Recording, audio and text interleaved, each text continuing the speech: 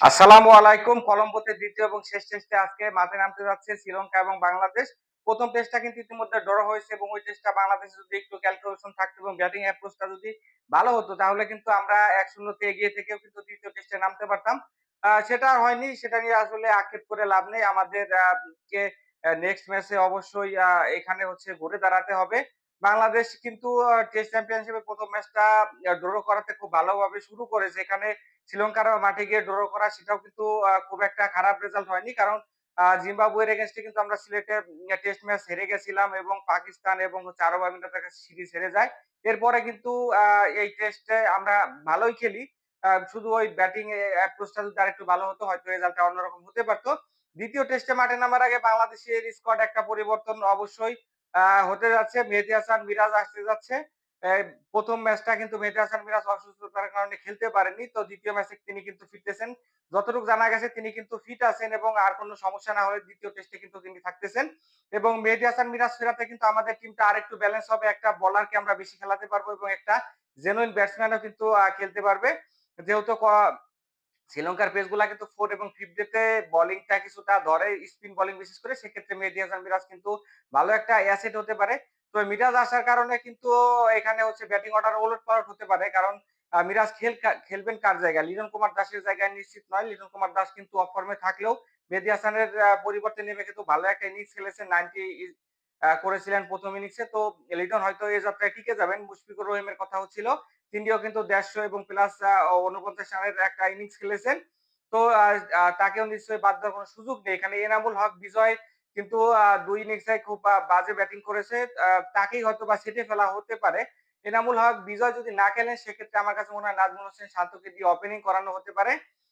শান্ত কিন্তু গত টেস্টে অসাধারণ খেলেছে। ব্যাক টু ব্যাক ২ ইনিংসেই সেঞ্চুরি করেছেন। আ এখন হয়তোবা শান্তকে দিয়ে ওপেনিং করানো হতে পারে বিজয়ের পরিবর্তে যেহেতু মিরাজ আমাদের আসতেছেন 11 এ। যদি এখানে হচ্ছে শান্ত ফিরে তাহলে সাদমানের সাথে ওপেনিং করবেন। শান্ত কিন্তু অনেকদিন টেস্টে ওপেনিং করে না। এটাও একটা বিষয়। শান্ত কিন্তু 1 অথবা 2 ডাউনের টেস্টে রেগুলার ব্যাটিং করেন। এখন ওইখান থেকে ওপেনিং এ আনলে তার আ আ ব্যাটিংটা আমরা কি তার কাছ থেকে 100% পাবো কিনা সেটাও একটা দেখার বিষয়। তবে মিরাজ ফিরলে কিন্তু এখানে এনামুল হক বিজয় ড্র হওয়ার সম্ভাবনাটাই বেশি। আমরা হয়তো এখানে আবারও ৩ জন স্পিনার এবং ২ জন দেখবো। আ ১ম টেস্টটা কিন্তু টেস্টে যেটা হয়েছিল এখানে কিন্তু একজন ফিফথ বোলার কিন্তু অভাবে আমরা ভুগেছিলাম। এই টেস্টে মিরাজ ফিরলে সেটা কিন্তু আমাদের পূরণ হয়ে যাবে। সেক্ষেত্রে কিন্তু ৩ জন স্পিনার তাইজুল, নাঈম হাসান অসাধারণ বল করেছিল। সাথে মেহেদী হাসান মিরাজ। এখানে নাহিদ রানা রয়েছেন এবং হাসান মাহমুদ। তো এইজন ২ জনে আশা করি এই ম্যাচেও কিন্তু কন্টিনিউ করবেন। লাস্ট ম্যাচে উইকেট না পেলেও নাহিদ রানা কিন্তু ভালো বল করেছেন। হাসান মাহমুদও কিন্তু ২য় ইনিংসে ৩ উইকেট নিয়েছেন এবং ভালো লাইন লেন্থে বল করেছেন। পাশাপাশি এখানে সাদমান কিন্তু ১ম টেস্টে ২য় ইনিংস অসাধারণ ব্যাট করে 76 এর একটা ইনিংস খেলেন এবং কাউন্টার অ্যাটাক করেন। ওইটা কিন্তু খুবই প্রয়োজন ছিল আমাদের ওই সময়। শান্তর কাছ থেকেও এই ম্যাচে বাংলাদেশ বড় কিছু আশা করবে। ব্যাক টু ব্যাক কিন্তু ২ ইনিংসে সেঞ্চুরি দেখা পেয়েছেন তিনি।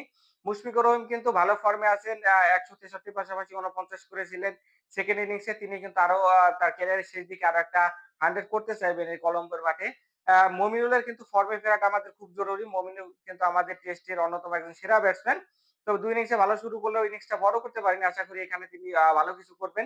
লিটন কুমার দাস নিশ্চয়ই ভালো আরো কিছু করতে চাইবেন। পাশাপাশি জাকের আলী অনেক কিন্তু ২ ইনিংসে খুব স্লো ব্যাটিং করে। তার অ্যাপ্রোচটা কিন্তু আরেকটু এখানে হচ্ছে হার্ড হিটিং হলে ভালো হতো। জাকের আলী অনেকও নিশ্চয়ই এখানে ভালো করতে চাইবেন। আশা করব ২য় টেস্টের ১ম ইনিংসটা বাংলাদেশ ব্যাটিং করুক, বোলিং করুক। ১ম দিনটা খুবই ভালোভাবে শুরু করবে। দেখা হচ্ছে নেক্সট ভিডিওতে। আল্লাহ হাফেজ।